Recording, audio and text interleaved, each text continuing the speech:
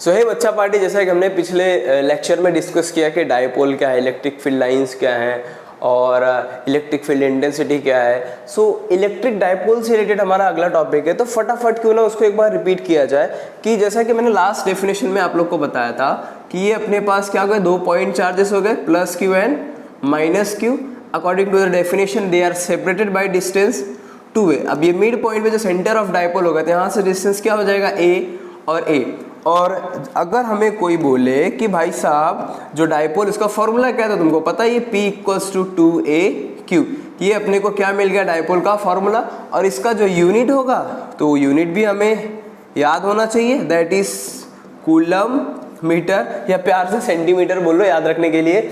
अब ये अपने पास टर्म हो गए। अब इसके बाद देखना है कि डायरेक्शन भी एक टर्म है, तो जो डायरेक्शन होगा अपना डायपोल का, हमेशा उसका डायरेक्शन होगा नेगेटिव से पॉजिटिव की तरफ ही होगा। तो डायरेक्शन ऑफ डायपोल क्या हो जाएगा अपने पास, नेगेटिव टू पॉजिटिव की तरफ हो जाएगा। तो याद रखना है कि डायपोल का डायरेक्शन क्या होगा और उसके बेसिक टर्म्स क्या होंगे। तो हमें अगला लेक्चर भी, जो अगला टॉपिक है वही इसी टॉपिक पे डिस्कस करना है, that is the field of an electric dipole on the axis. अगर अपने पास कोई भी एक डायपोल है, उसके एक्सिस पे मुझे इलेक्ट्रिक फील्ड फाइंड करना है, किसी भी एक पॉइंट पर, मुझे वो पॉइंट मेंशन नहीं, किसी भी एक पॉइंट पे अगर मुझे इलेक्ट्रिक फील्ड फाइंड करना तो कैसे फाइंड आउट करेंगे। तो सो वही हमें इसमें क्या करना है, डिराइव करना है। तो अपने पास 2 पॉइंट चार्जेस हो गए and they are separated by distance 2a as per the diagram. अब अपने पास ये प्लस क्यू हो गया, ये वाला पोर्शन हो गया प्लस क्यू, ये हो गया माइनस क्यू। अब यहाँ पे जो सेपरेशन है ये वाला पोर्शन है, ये वाला पोर्शन है। डायपोल के सेंटर से जिस पॉइंट पे हमें फाइंड करना है इलेक्ट्रिक फील्ड, उसका जो डिस्टेंस है दैट इज आर, गिवन है हमारे पास पूरे के पूरे डायग्राम में। मैं ड्रॉ कर दे रहा हूं, फिर यहाँ से इस पॉइंट पे डिस्टेंस हमें फाइंड आउट करना है।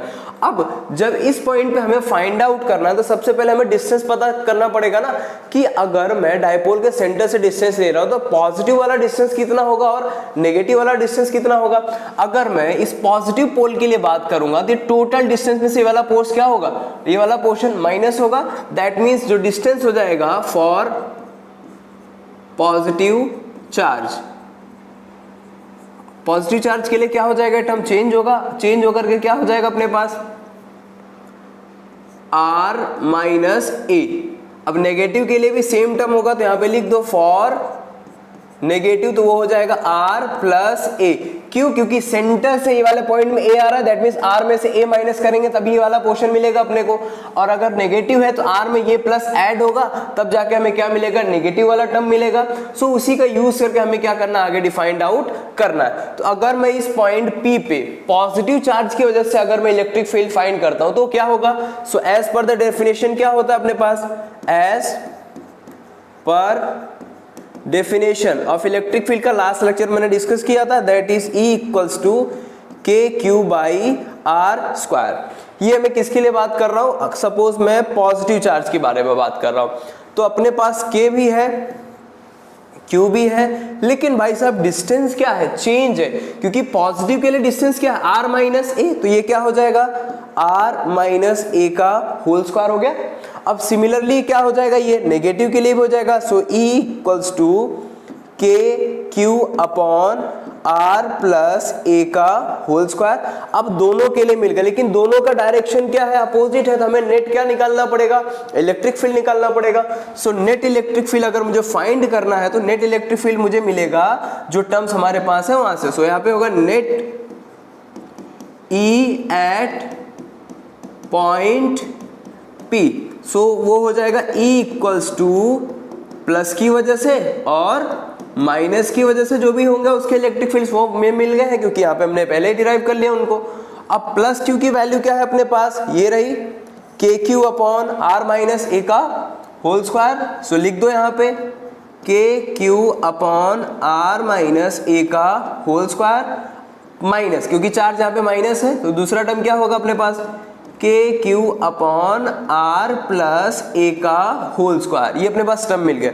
अब दोनों में देखो कॉमन आउट क्या हो रहा है, KQ दोनों में कॉमन है, तो प्यार से उनको बाहर करो कि घर के बाहर जाओ आप लोग। अब 1/R माइनस a का whole square minus 1/R R plus a का होल स्क्वायर। ये अपने पास टर्म्स क्या मिल गए, सॉर्टेड आउट फॉर्म में हो गए।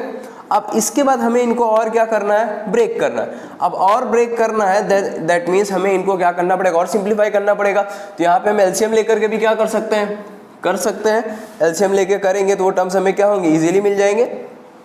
वो अपने पास हो गया ई इक्वल्स टू हो गया, सिंप्लीफाई किया हमने के क्यू एज इट इज, पूरा अपने पास टर्म क्या मिलेगा, ये हो जाएगा अपने पास ए और ये दूसरा टर्म हो जाएगा। तो ये क्या होगा, r square minus a square का होल स्क्वायर सिंप्लीफाई करके लिख सकता हूँ। या तो अगर एलसीएम करके लिखेंगे तो एलसीएम वाला टर्म मैं आपको बता देता हूँ।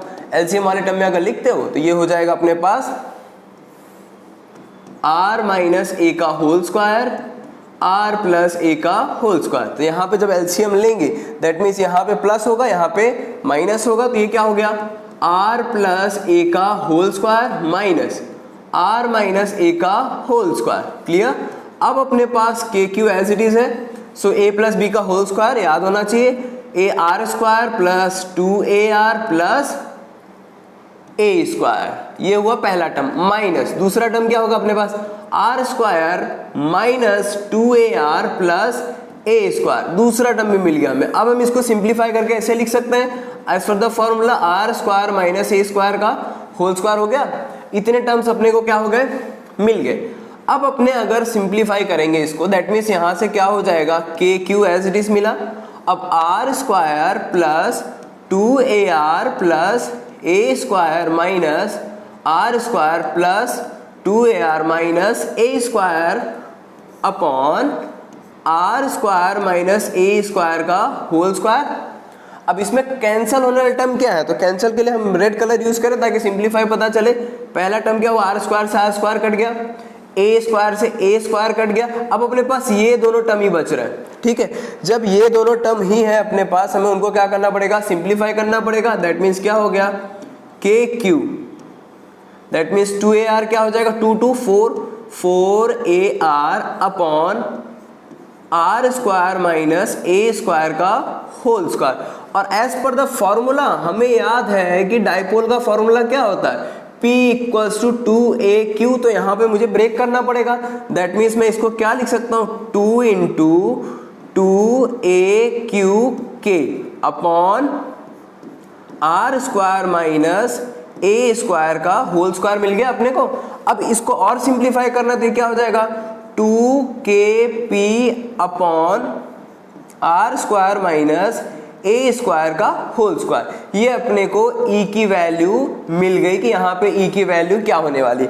अब इस केस में क्या है, आर और ए जो ये पॉइंट्स है ना, आर की वैल्यू अगर ए से बहुत बड़ी होगी तब क्या होगा, अगर आर की वैल्यू ए से लगभग बराबर में तब क्या होगा। तो हमने जो केस फाइंड आउट किया मतलब आर और ए की वैल्यू क्या है, थोड़ा बहुत आसपास है, मतलब नियर अबाउट है। लेकिन एक ऐसा केस आएगा कि जब ये आर की वैल्यू क्या होगी, ए से क्या हो जाएगी, बहुत ज्यादा बड़ी हो जाएगी। लाइक आर की वैल्यू मैं 20 सेंटीमीटर लेता हूं, जो डाइपोल में ए की वैल्यू है वो 2 mm में है, तो मतलब 2 mm और 20 सेंटीमीटर दैट मीन्स दोनों में बहुत बड़ा गैप आ गया। तब हम वहां पे ए को क्या करेंगे, नेग्लेक्ट करेंगे। जब हम ए को नेग्लेक्ट करेंगे तो अपने पास कुछ इस तरीके से टर्म्स आएंगे जो सिंप्लीफाई करके उनको बताएंगे कि क्या होने वाला है। तो सिंपल लिखो, if R is very very greater than a. भैया मतलब आर क्या है, ए से बहुत बहुत बड़ा है। जब बहुत बड़ा है तो उसके लिए हमें क्या करना पड़ेगा, ए को क्या करना पड़ेगा, नेग्लेक्ट करना पड़ेगा। जब ए को नेग्लेक्ट करेंगे तो ई की वैल्यू अपने पास हो जाएगी K2KP r upon r square minus a square का होल स्क्वायर। यहाँ पे आर मैंने नहीं लिखा है, ये लिख लेना आप लोग, यहाँ पे आर नहीं है। अब अपने पास 2KP आर वाला टर्म जब सिंप्लीफाई किया हमने तो ये क्या हो गया, अपने पास ब्रेकआउट होगा क्योंकि ए की वैल्यू 0 पुट किया हमने।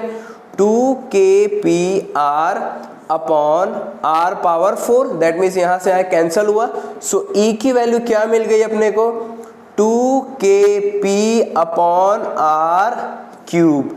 अगर ये क्या होगा, आर की जो वैल्यू है ए से क्या होगी, बहुत ज्यादा बड़ी होगी, तब ये केस फॉलो करना है। अगर r की वैल्यू a से बहुत ज्यादा बड़ी नहीं हो रही तब हमें क्या करना है, 2kpr upon r square minus a square का होल स्क्वायर करके क्या करना है, फाइंड आउट करना है। तो हम इसके ऊपर जब न्यूमेरिकल सॉर्ट आउट करेंगे तो इजीली हमें समझ में आ जाएगा कि इन टर्म्स को क्या करना है, कैसे सिंप्लीफाई करना है। ठीक है।